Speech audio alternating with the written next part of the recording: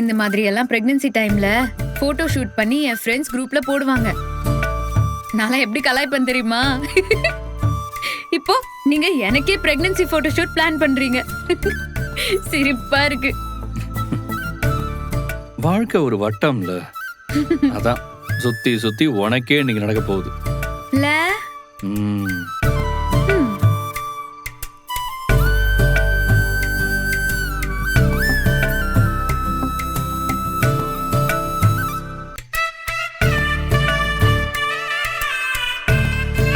இது வரைக்கும் பார்த்ததுலயே இதுதான் நல்லா இருக்கு. அப்ப இதே ஓகே. வரலாமா? வாக்கா. என்னக்கா கேள்வி இது? சாரிடி, நீங்க ஏதோ பேசிட்டு இருந்தீங்க. அதெல்லாம் ஒண்ணு இல்லைங்க, உட்காருங்க. இல்ல பரவாயில்ல. உங்ககிட்ட குமரன் மாமா எப்ப பேசினாரு? ஏன் ஏன் கேக்குறீங்க? இல்ல, நான் அவருக்கு கால் பண்ணேன், அவருக்கு லைன் போகவே இல்லை. ஓ பரவாயில்லையே, மனசரங்கி பேசலாம் ட்ரை பண்ணிருக்கீங்க போல.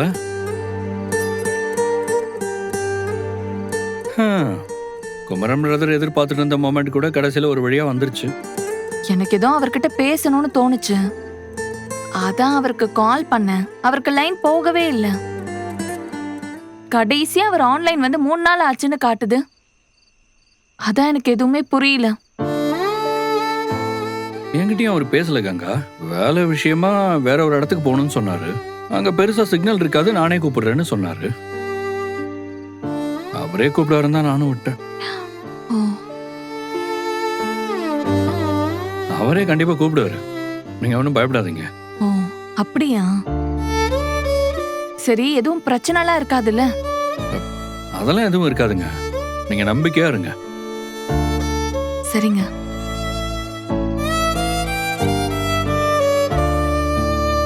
என்னங்க அக்கா இப்படி டென்ஷன் ஆகி பேசிட்டு போறா? மாமா அங்க சேஃபா இருப்பாரு இல்ல? அதெல்லாம் சேஃபா தான் இருப்பாரு. இவங்க ரொம்ப மாசமா அவர்கிட்ட பேசவே இல்லைல்ல, அதான் அவங்களா வந்து பேசட்டோன்னு கொஞ்ச நாள் விட்டுருப்பாரு.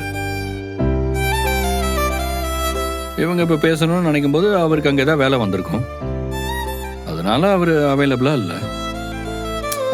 நம்ம குமரன் பிரதர் தானே, நம்ம பேச வச்சுக்கலாம் விடு.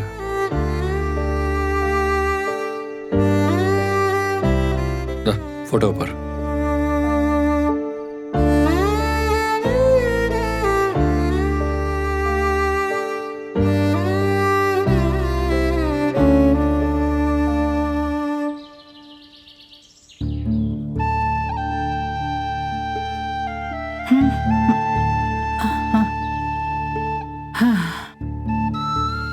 மேலே ஏறி தொடச்சா நல்லா இருக்கும் போல.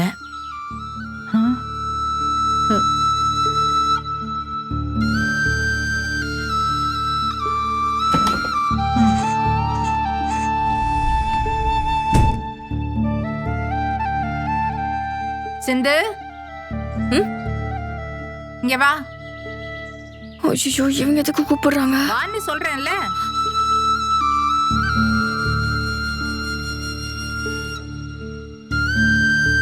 இந்தா, இது மேலே ஏறி இந்த ஷெல்ஃப் மேல இருக்கிற பொருள் எல்லாம் தொட. வீட்ல சும்மா தானே இருக்க? சரிங்க ஆண்டி. இந்தா அப்படி நல்லா பார்த்து பண்ணு, எந்த பொருளையும் உடைச்சு தொலைச்சிடாத. சரிங்க ஆண்டி. ஏறு. ஆண்டியா ஆண்டி.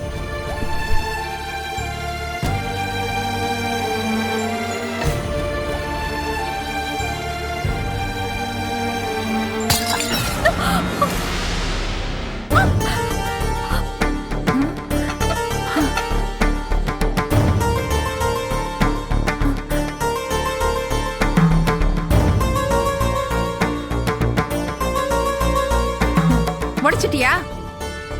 நான் தான் சொன்னேன்ல, இங்க உடையிற பொருள் நிறைய இருக்கு, கவனமா பண்ணுன்னு. இறங்குடி, மரியாதை இறங்கு, கீழே இறங்கு. இந்த பொருள் எல்லாம் என்ன விலைன்னு உனக்கு தெரியுமா? இதெல்லாம் உனக்கு எங்க தெரிய போகுது? இதெல்லாம் நீ பார்த்திருக்க கூட மாட்ட. இந்த மாதிரி பொருள் உடைஞ்ச வீட்டுக்கு ஆகாது தெரியுமா?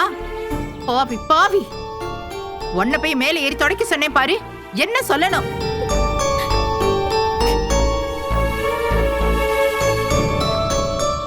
வீட்டுல சும்மா சாப்பிட்டு சாப்பிட்டு சும்மா இருக்கீங்களே, ஏதாவது வேலை செய்யட்டுமேன்னு நினைச்சேன். இப்படி பொருள் எல்லாம் தூக்கி போட்டு உடைக்கிற. ஓசியில தங்கி இருக்கோங்கிற நினைப்பு இருக்கா இல்லையா? விடுங்க, ஏன் அவ்வளவு போ- ஐயோ!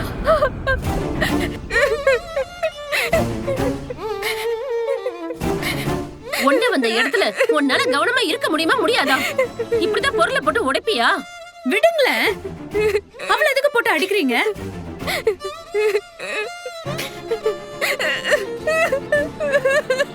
ஏய், மன்னிச்சிருங்க, தெரியாம பண்ணிட்டா. இனிமே இப்படி நடக்காம நான் பாத்துக்கிறேன்.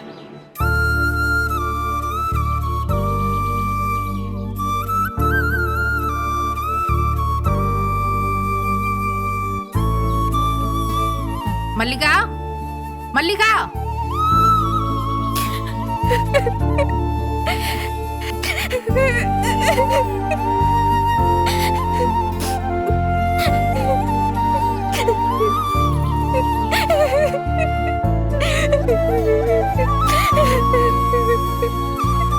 இதெல்லாம் தேவையா உனக்கு?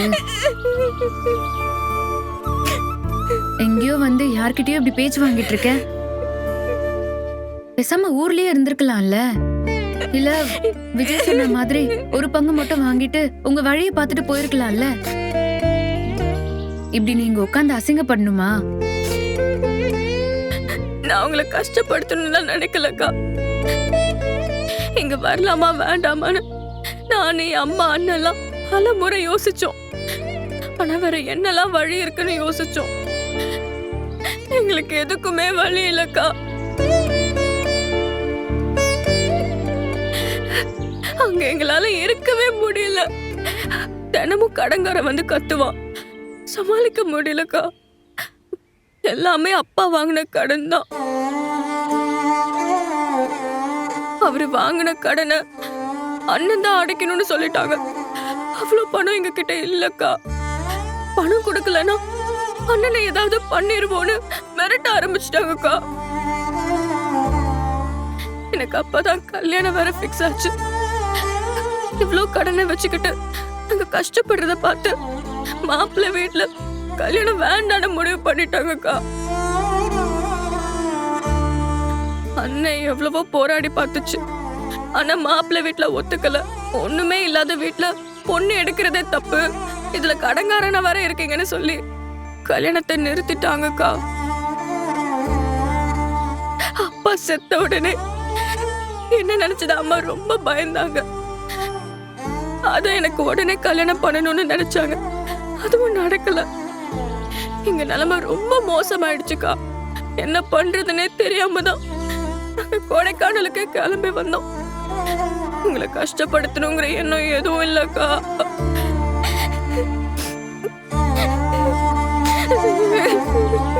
சரி, அழாத.